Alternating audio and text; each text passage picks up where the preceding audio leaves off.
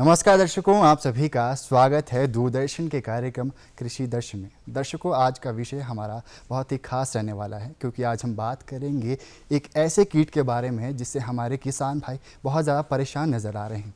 एक ऐसे कीट के बारे में जिससे हमारे जो किसान भाई हैं उनकी फसलें पूरी तरह नष्ट नज़र होती जा रही हैं। जी हाँ दर्शकों, आज हम बात करेंगे माइट कीट के बारे में। और आज जो हमारे चर्चा का विषय है बागवानी फसलों में माइट का प्रबंधन, और इसी खास विषय पे आज जो हमारे एक्सपर्ट रहेंगे वो हैं डॉक्टर दीपिका शर्मा जी, जो कि doctor Y S. Parmar horticulture and forest university में असिस्टेंट प्रोफेसर के पद पर कार्यरत हैं। मैम, मैं आपका बहुत बहुत स्वागत करता हूँ हमारे आज के कार्यक्रम में। धन्यवाद जी। मैं धन्यवाद करती हूँ कृषि दर्शन का, जिन्होंने मुझे आज यहाँ पे आमंत्रित किया। धन्यवाद।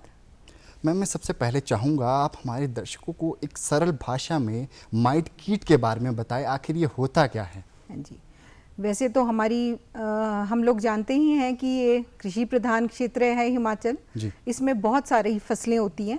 इन सभी में हम आजकल अमूमन देख रहे हैं कि इस माइट एक कीट है। वैसे तो बहुत सी बीमारियां होती हैं, कीट होते हैं, पर माइट एक ऐसा जीव है जो हम बहुत तेजी से फैलता जा रहा है। तो एक बहुत सूक्ष्म कीट होता है ये, जिसको हम मकड़ी की श्रेणी में डालते हैं। मकड़ी की तरह दिखने वाला कीट होता है। इसकी 8 टांगे होती हैं और बिल्कुल बहुत छोटा होता है। तो कई बार हम इसको अपनी आंखों से देख भी नहीं पाते, इतना छोटा होता है। बहुत ध्यान से देखने पर ही हमें नजर आता है कि ये 8 टांगों वाला एक मकड़ी की तरह दिखने वाला कीट होता है, जो ज्यादातर पत्तों की निचली सतह पे रस चूसता है और वहाँ रहता है। जैसे आपने बताया कि बहुत छोटा होता है और इसे नंगी आंखों से देखना संभव नहीं होता है। अगर हमारे किसान भाइयों को इसकी पहचान करनी हो तो इसकी पहचान किस तरह से की जा सकती है?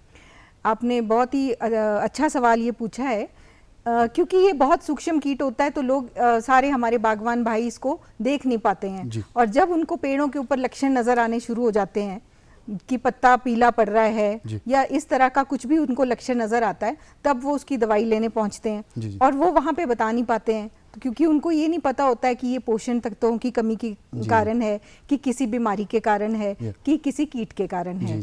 तो इसलिए उनको ये पता ना होने की वजह से वो प्रॉपर उसकी मैनेजमेंट नहीं कर पाते, उसका प्रबंधन नहीं कर पाते। तो इसको देखने के लिए हमें तरीका होता है। पहले मैं आपको ये बता देती हूँ कि ये दिखता किस तरह का है, तो उससे हमें क्लियर हो जाएगा कि किसकी इसकी कितनी प्रकार होती हैं ना। तो बेसिकली वैसे तो बहुत तरह के माइट्स हैं जो हमारे पौधों को इफेक्ट करते हैं, पर ज़्यादातर हम देखते हैं कि 2 तरह के माइट होते हैं। तो आप कह रहे हैं कि ये इसकी पहचान कैसे हो, तो हम इसको लेंस के द्वारा देख सकते हैं। तो जो 2 तरह के माइट होते हैं उसमें एक होता है हमारा यूरोपियन रेड माइट, जो सेब के बगीचों में बहुत देखा जाता है। इस यूरोपियन रेड माइट की पहचान ऐसी होती है कि इसको अगर हम नंगी आंखों से देखें तो ये लाल रंग का दिखता है, और अगर हम इसको माइक्रोस्कोप से देखें या लेंस के अंदर देखें तो ये ऐसा दिखता है हमें जैसे इसके ऊपर लाल रंग की मकड़ी है, बहुत छोटी सी, और इसके ऊपर कुछ सफेद धब्बे होते हैं, डॉट्स होते हैं। उसके ऊपर से एक बाल सा, हर डॉट के ऊपर एक बाल लगा नजर आता है। इसी तरह से इसके अंडे भी लाल रंग के होते हैं। और अगर हम दूसरे प्रकार की माइट देखें तो हम उसको बोलते हैं ज्यादातर spider mite, red spider mite, European red might हो गई एक, तो एक 2 स्पॉटेड स्पाइडर माइट।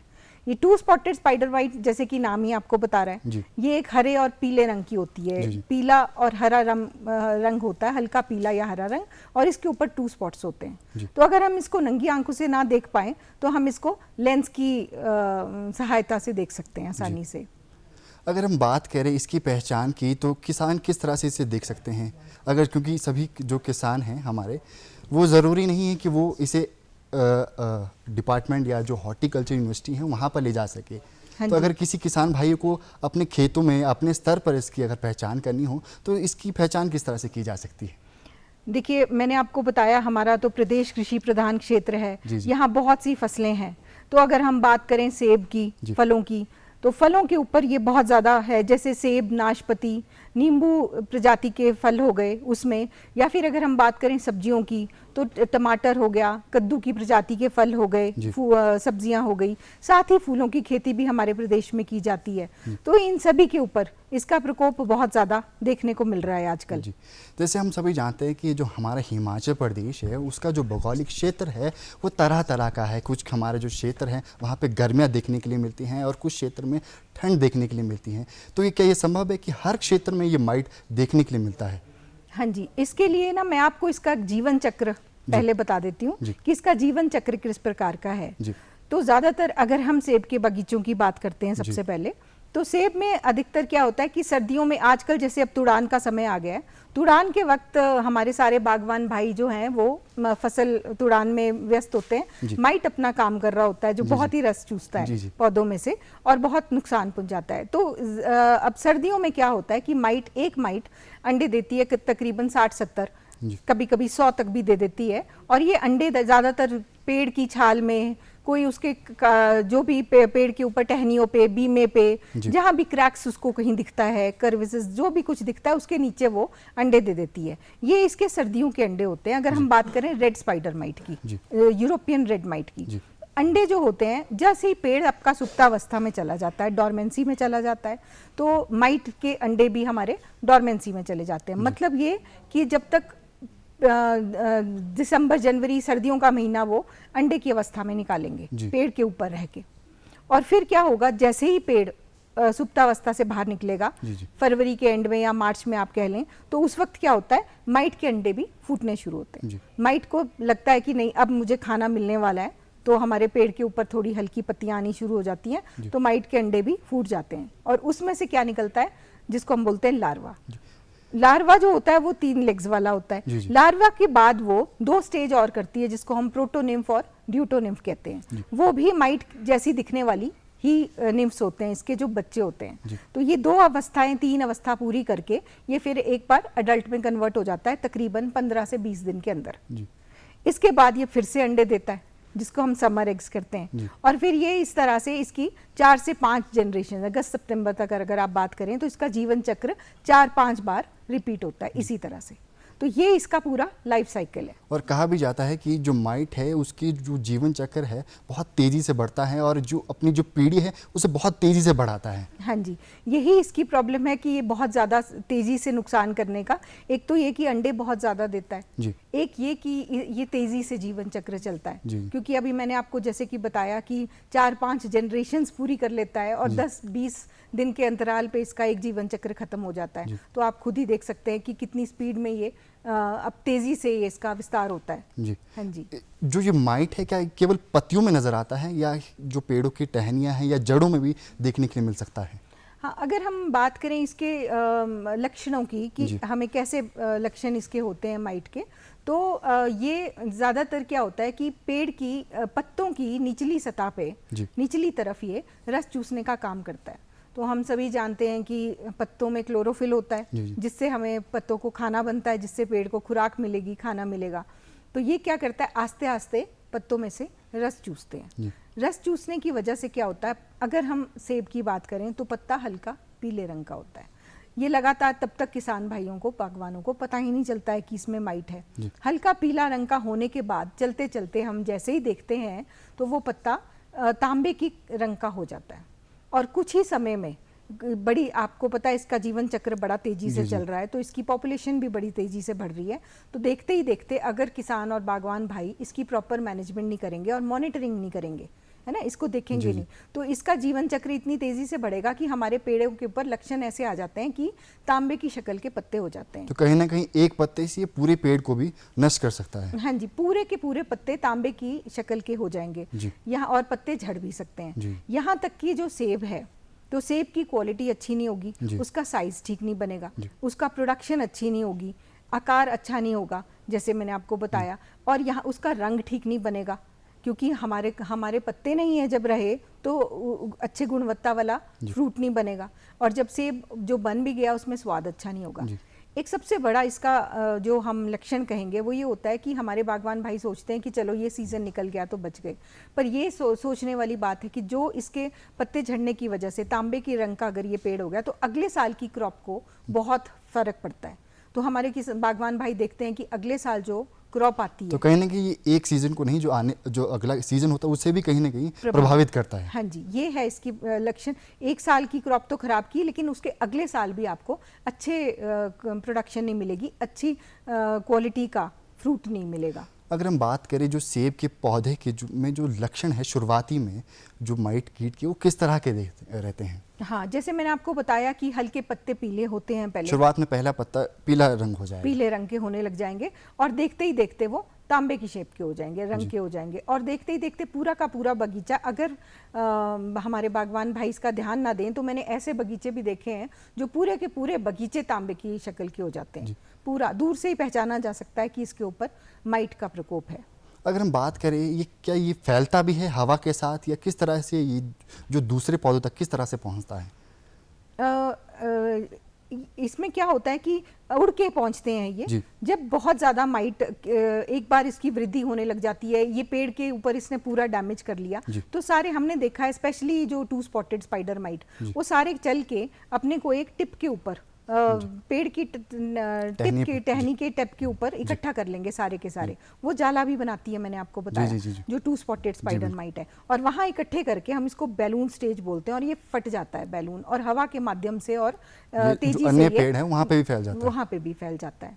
सब्जियों के हाँ जी, अगर हम बात करें मौसम की, तो कौन सा खास मौसम है जिसमें जो ये माइट कीट ज़्यादा देखने के लिए मिलते हैं? देखिए, मैंने आपको पहले ही बताया कि एक जो हमारा यूरोपियन रेड माइट है, इसको जैसा चाहिए होता है 70 से 90 आर्द्रता चाहिए होती है, और 21 से 28 तक टेम्परेचर चाहिए होता है। तो मैंने आपको बोला कि मार्च के महीने में सबसे पहले ये आने शुरू हो जाएंगे, तो अप्रैल में ऑलमोस्ट इसका पीक आना शुरू हो जाता है, क्योंकि उस वक्त इसको, और जुलाई अगस्त में अगर हम देखें तो यूरोपियन रेड माइट का प्रकोप बहुत ज़्यादा होता है। जुलाई जो अभी वर्तमान में जो समय चल रहा है। हाँ जी। और उसके बाद अगर हम देखते हैं कि एनवायरनमेंट में सूखा चल रहा है और बहुत तेज गर्मी चल रही है, तो हमारा 2 स्पॉटेड स्पाइडर माइट का बहुत ज़्यादा प्रकोप आना शुरू हो जाता है, क्योंकि वो सूखे में और बहुत गर्मी, अगर बहुत गर्म हो और सूखा हो, तो हमारे पास 2 स्पॉटेड स्पाइडर माइट हमारी आनी शुरू हो जाती है। हम देखते हैं अक्सर कि किसान बागवान भाई नेट लगाते हैं, तो वो एक नेट लगाना, जबकि हमें ओलों से उसकी सुरक्षा के लिए लगाया जाता है, पर कहीं ना कहीं वो हमारे माइट को भी बढ़ावा देती है, क्योंकि उसके नीचे कुछ ऐसा माइक्रो क्लाइमेट बन जाता है जिससे माइट की बहुत ज़्यादा बढ़ोतरी हम। तो कहीं ना कहीं अगर कोई जो हमारे बागवान भाई नेट का इस्तेमाल कर रहे हैं, तो उन्हें संभव है ये कि माइट जो कीट है उनकी पेड़ों में लग सकता है। हाँ, वो ये खुद देख रहे हैं इस बारे में, उन्हें भी अब पता चल रहा है कि माइट नीचे के, कई बार क्या होता है कि वो मॉनिटरिंग भी कर रहा है तो नीचे के पत्ते देख रहा है, लेकिन माइट वो नेट के नीचे हम देख रहे हैं बहुत ज़्यादा आनी शुरू हो जाती है। और संभव थोड़ा आसान नहीं होता है नेट के नीचे जो पत्तियां हैं उन्हें देखना कि उनका रंग किस तरह से बदल रहा है। हाँ जी, ये इसीलिए जब तक देखते हैं तब तक बहुत देरी हो गई होती है, काफ़ी ज़्यादा नुकसान जो हमारे बागवान भाई को हो गया होता है। हाँ जी। अगर हम सब्जी की बात करें तो सब्जी में इसके लक्षण थोड़े अलग दिखते हैं, क्योंकि मैंने आपको बताया 200 से भी अधिक पौधों में बिल्कुल जो माइट है हमारा, वो नुकसान कर रहा है, 200 से अधिक। तो आप सब्जियों में किस तरह के लक्षण रहेंगे? हाँ, अगर हम देखें टमाटर, हम जानते हैं सोलन जो हमारा पूरा टमाटर के लिए बहुत माना जाता है, तो सब्जियों में, या फिर हम कद्दू वर्गीय सब्जियों में भी देख लें, उस सभी सब्जियों में भी और बीन्स में भी माइट का प्रकोप बहुत ज़्यादा है। तो होता क्या है कि इसमें लक्षण कुछ इस प्रकार के होते हैं कि ये हमें सफ़ेद और पीले धब्बे हमें पत्तों के ऊपर नज़र आते हैं। तो पूरे पत्ते के ऊपर अगर आप देखेंगे तो सफ़ेद और पीले धब्बे नज़र आने लग जाएंगे। तो बागवान भाई को ध्यान देना चाहिए कि ये जो धब्बे हैं, होने को तो कई बीमारियां हैं जिसके लक्षण पत्तों से दिखते हैं, कई ऐसी पोषण तत्वों की कमी होती है, लेकिन उसको क्या करना है बागवान भाई को, चाहे सेब की बात हो, चाहे वो कार्नेशन की बात हो, चाहे वो सब्जी की, तो अगर वो पत्ते को उल्टा करके देखेंगे तो उसके ऊपर उसको छोटे छोटे जीव नजर आ जाएंगे। और एक फील्ड लेंस, या फिर आपके पास मोबाइल में भी आजकल कैमरा अच्छा डाउनलोड हो जाता है, तो आप उसकी हेल्प से उस पत्ते के नीचे अगर हम पत्तों को देखेंगे तो आपको डेफिनेटली उस पे माइट चलता हुआ नजर आ जाएगा। तो उससे कंफर्म हो जाता है कि ये जो लक्षण है पीले पड़ने वाला, वो किसकी, माइट की वजह से है। और अगर हम फ्रूट देखेंगे, मान लो हम टमाटर की बात करते हैं, तो फ्रूट जहाँ पे टहनी से लगा होता है, कैलिक्स एंड पे दोनों तरफ से, उसके ऊपर रसेटिंग हो जाती है। रसेटिंग मतलब धब्बा सा पड़ जाता है और उसकी मार्केट वैल्यू कम हो जाती है। तो इस तरह से फ्रूट की क्वालिटी, और देखते ही देखते फिर टमाटर बहुत छोटा पौधा होता है, देखते ही देखते रस चूसने की वजह से पूरा का पूरी पत्तियां खराब हो जाती हैं और पौधा मर भी सकता है। जी मैम, रस्ट माइट आखिर क्या होता है और उसके लक्षण किस तरह से रहते हैं? हाँ जी, हमने बात की अभी जैसे यूरोपियन रेड माइट की और टू स्पॉटेड स्पाइडर माइट की। इसके अलावा हम आजकल देख रहे हैं कि पियर में, स्पेशली नाशपाती में और बहुत सारे सिट्रस वाले क्रॉप्स में भी रस्ट माइट की भी प्रॉब्लम आजकल बहुत आ रही है। तो ये थोड़ा सा डिफरेंट ऐसा है कि ये आपने पहचान कर ली, आपने देख लिया कि जो हमारी यूरोपियन रेड माइट है वो रेड माइट नाम से ही पता चल रहा है कि लाल रंग की होती है। और जो टू स्पॉटेड स्पाइडर माइट मैंने आपको बताया हरे रंग की होती है और 2 धब्बे दिखते हैं, वो बहुत क्लियरली उस पे 2 धब्बे दिख जाते हैं, उससे पहचान की जा सकती है। दूसरी बात, इन दोनों की पहचान क्या है कि इनकी 8 टांगे जी मकड़े की तरह दिखती हैं। और जो एक बात और ध्यान आप रखना कि अगर जाले लग रहे हैं तो आप समझ जाइए कि ये जाला जे लग रहा है तो आपके पास टू स्पॉटेड स्पाइडर माइट का प्रकोप है, क्योंकि वो माइट जाला बनाती है और जाले के नीचे ही फीड करती है। तो और कहीं ना कहीं जो टू स्पॉटेड माइट है उसकी खूबियां ये रहती है कि वो जाला बनाती है मकड़ियों की तरह, मकड़ियों की तरह। तो दूर से ही जाला पूरा का पूरा पत्तों को वो जाले के अंदर जकड़ लेगी और फिर वो पत्ते की क्लोरोफिल कंटेंट खत्म कर देगी, रस चूसेगी जाले के नीचे बड़ी। पर आपने जैसे पूछा रस्ट माइट का, तो रस्ट माइट ऐसी होती है कि मैंने आपको बताया ये 8 टांगों वाला है। तो रस्ट माइट एक ऐसी माइट है जिसकी 4 ही टांगे हैं, ठीक है, और वो टांगे भी उसकी आगे की तरफ होती है, तो वो थोड़ी कील जैसी शेप देती है, हल्की पीले रंग की होती है। पर 8 टांगे ना होने की वजह से 4 टांगे हैं, जिससे आप उसको माइट को आइडेंटिफाई कर सकते हो। और एक उसके लक्षण से आप उसको देखोगे कि ये, तो लक्षण कुछ उसके ऐसे होते हैं कि वो, जैसे मैंने आपको बनाया, एक रिंग बना देगी नाशपाती के एंड पे जहां से वो जुड़ी है पौधे के साथ, कैलिक्स एंड पे क्या करती है वो रिंग जैसी रसेटिंग कर देगी। रसेटिंग हमारे फार्मर जानते हैं, एक धब्बा सा हो जाता है, जो काले काले से स्पॉट से जो फल है उस पे पड़ जाते हैं। हाँ जी, वो धब्बा सा एक पूरी रसेटिंग, रस्ट वो अच्छे से जानते हैं, तो उस तरह का वो कैलिक्स एंड के ऊपर रसेटिंग कर देती है, तो जिसकी वजह से ना तो टेस्ट अच्छा रहता है, ना उसका शेप अच्छी रहती है, आकार भी अच्छा नहीं रहता, और कहीं ना कहीं जो साइज है उसका वो छोटा भी रह जाता है, साइज भी छोटा रह जाता है और साथ में स्वाद भी नहीं आता। हाँ जी। अगर हम बात करें इसकी बचाव की, तो किस तरह से माइट से बचा जा सकता है? देखिए, माइट से बचने के लिए आपको सारा साल भर मैनेजमेंट करने की ज़रूरत है, इसका प्रबंधन करने की ज़रूरत है। हम ऐसा बिल्कुल भी नहीं कर सकते कि आज माइट आई है तो आज इसको हमने रसायन से कंट्रोल कर लिया, क्योंकि इसकी हमें लॉन्ग टर्म मैनेजमेंट करने की आवश्यकता है। हम बात करें चाहे किसी माइट की, चाहे किसी बीमारी की, हमें, अगर हमने एक ऑर्चर्ड लगाया है, अगर हम एप्पल की बात करते हैं, तो हमें उसका ईयर लॉन्ग मैनेजमेंट, कहीं ना कहीं बच्चे की तरह जो उसकी देखभाल वो समय समय पे करनी पड़ेगी। जी, आप देखिए, एक पौधा अगर आप घर में भी अपने किचन गार्डन में लगाएं और उससे आप चाहें कि अच्छी गुणवत्ता वाला अच्छा फ्रूट मिले या जो भी उसका प्रोड्यूस हार्वेस्ट मिले, तो वो आसान नहीं होता है ना, उसकी प्रॉपर देखभाल करनी पड़ती है। उसमें कोई कमी तो नहीं है पोषण तत्वों की, अगर हम ज़्यादा दे जाएंगे तो माइट ज़्यादा हो जाएगी। अगर हम नाइट्रोजन कई ज़्यादा उर्वरक दे दी, हमने नाइट्रोजन ज़्यादा दे दी प्लांट को, तो वो पौधे को भी नुकसान मिल रही है और पौधे को तो वो फिर भी विगरस बनाएगी, वो इंसेक्ट को भी बनाएगी, क्योंकि उसको भी चाहिए कहीं ना कहीं नाइट्रोजन। तो हमें हर चीज़ को बैलेंस करके चलना है ना। तो इसकी प्रॉपर, कोई भी प्लांट हमें ला के लगाना बहुत आसान है, उसको मैनेज करना, उसका प्रबंधन करना बहुत मुश्किल है। हमें सही पहचान होनी चाहिए कि इसके ऊपर कोई कीड़ा तो नहीं लगा, कीड़ा है तो कौन सा है, बीमारी तो नहीं लगी, बीमारी है तो कौन सी है, पोषण तत्वों की कमी तो नहीं है, कहीं हम ज़्यादा तो नहीं डाल रहे, कहीं हम कम तो नहीं डाल रहे।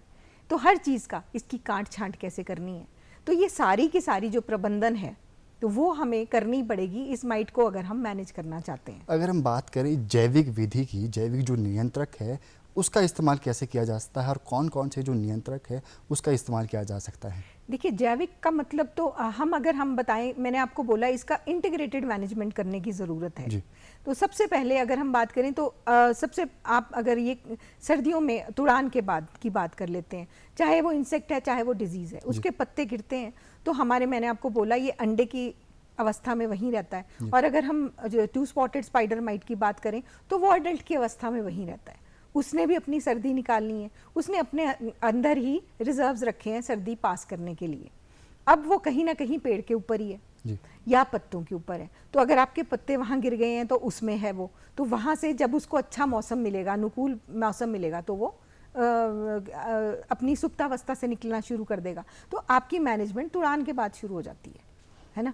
तो तुड़ान के बाद आपको क्या करना है कि ये हर चीज़ के लिए, मैं बता रही हूँ आपको, ये डिजीज़ के लिए भी है, ये इंसेक्ट मैनेजमेंट के लिए भी है, ये कीटों के लिए भी है।